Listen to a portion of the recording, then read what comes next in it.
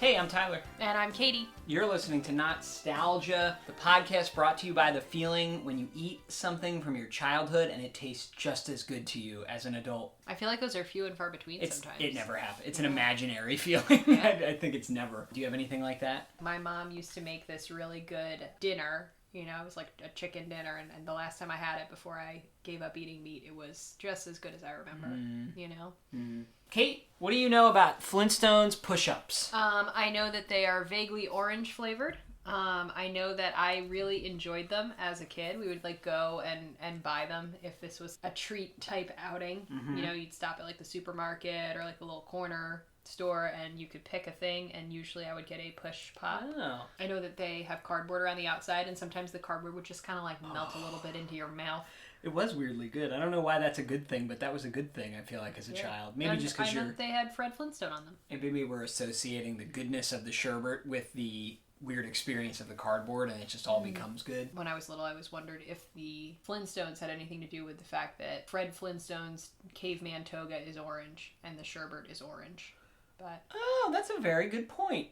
There really doesn't seem to be much of a connection. All right, all right, ready? Go ahead, hurry up, because my push treat's melting. I know you think it's melting while I do the history. The Flintstones premiered in 1960. The first couple years they were on the air, they were sponsored by Winston cigarettes. Famously, there are commercials of the Flintstones characters smoking cigarettes and talking about how delicious they are. Winston packs rich tobaccos specially selected and specially processed for good flavor in filter smoking. Yeah, Barney, Winston tastes good like cigarette juice.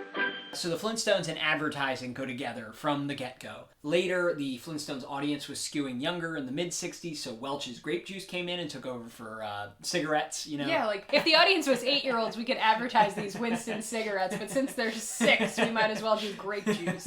In the late 60s, Flintstones chewable vitamins hit the scene. For some reason, Flintstones have just always been used to sell stuff. In 1971, Post Consumer Brands relaunched a cereal they used to have called Sugar Rice Crinkles, which were pretty unsuccessful. I knew you'd love the name. I don't want to eat something that is called a crinkle. Nobody did, which is why when they renamed it Cocoa Pebbles and Fruity Pebbles and used the Flintstones to advertise it, it sold much better. And they're still around. They've had lots of incarnations since. There was like Marshmallow Cocoa Pebbles, which sounds real good, but doesn't exist anymore. Sherbet push-up ice cream novelties date back to the 1950s. Okay, it's been an ice cream novelty for a while, but in around 1990, what I'm sad about this episode is there are no concrete dates for these. No one has kept historical record, and I contacted Nestle, and nobody got back to me.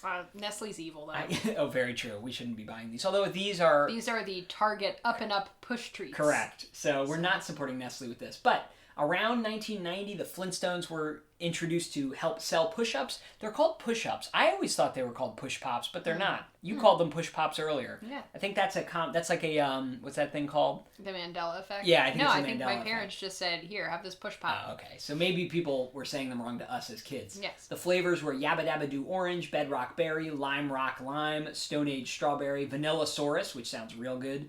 Some of them were solid colors and some had a pinwheel. There was also one that combined all the flavors into one pinwheel looking one, which seems kind of gross. One had Nerds candies in it, embedded in it. But the only other, I was going to talk about the cardboard tube, how it's like a toilet paper roll, but you already covered that. The other thing, though, of course, is the pusher. Do you remember that the box, you could cut out the box that it came in and use these as wheels to make a Flintstones car? No. We didn't get a box of push treats. Oh, right. You only got one. We got one individual push treat every other month. Right. Well, if you had the box, you could turn it into a car. I couldn't just reach into my fridge and have a push treat anytime I wanted. They also, I would use these for umbrellas for my action figures as well, if you rinse it off. Nice, like a little parasol. Along with the little table from the pizza box, you know? All right, ready to try it and see if it... When's the last time you had one? Childhood? Oh, God, yeah. I must have been like 8 or 9. Well, let's see if they live up to your memory. It seems vaguely sticky. It's very sticky on the outside. It's like it's melted and reformed. Is this supposed to keep, like, kids' hands clean? Yes, but I think it's going to fail. Oh, my God. All right. Here it comes. Give it a try. See what you think. There's a push treat. Oh, it's very lopsided. Mine's not pushing up right. It's not as creamy as I remember, but maybe it's freezer burnt from our freezer. Could be. I'm getting a little creaminess now. Yeah, when you get into the middle, it is a bit creamier. That might just be the icy outside. I could make one of these push pops last until The cardboard basically melted into my mouth. I've already pushed mine all the way into my stomach. Yeah, somehow you managed to just not chew that, did you? So what's your strategy? I am scraping the top with my front teeth. Oh, I just kind of... Let it melt? That's probably a better strategy. I'm kind of making shaved ice.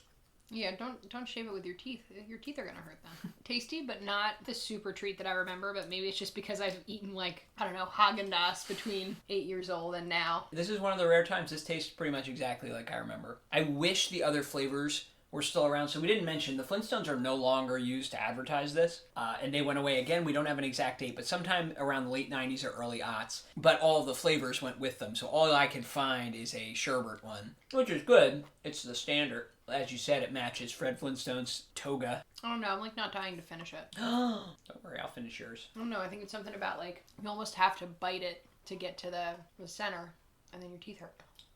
Could it be that now that you're 30, you don't have the invincible teeth you once had as a child? That's very possible. I had very strong teeth.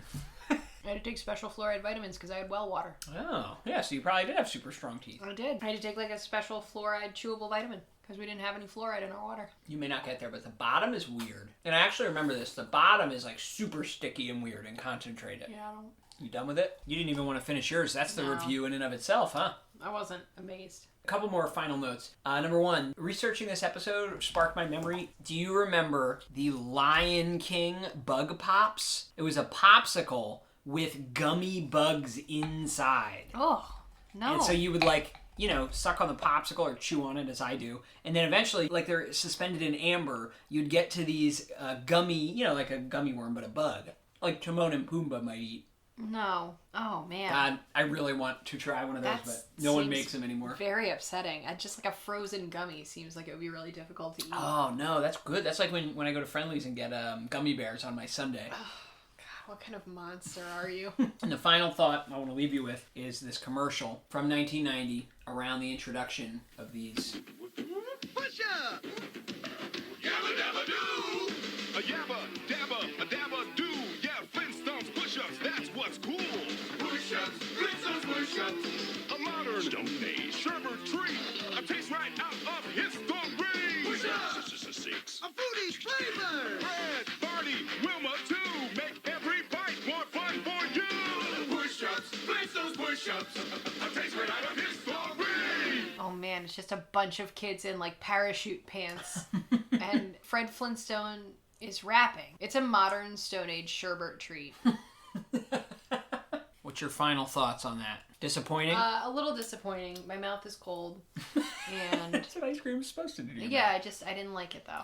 I'm not willing to suffer for that. Alright, so it's just, it didn't seem to live up Didn't to really your land, childhood yeah, memory. So sorry. unfortunately. So sorry, Kate. Well, tell us what to eat next. Send us a voice message. Send us an email, nostalgia@aol.com. Contact us on social media and just go to our website, www.nostalgia.org. And I'll give you extra points if you make it something cheesy, because I'm in the mood to eat something cheesy. Out of the midst of prehistory comes the star of the Stone Age with new Flintstones Cool Cream Push-Ups.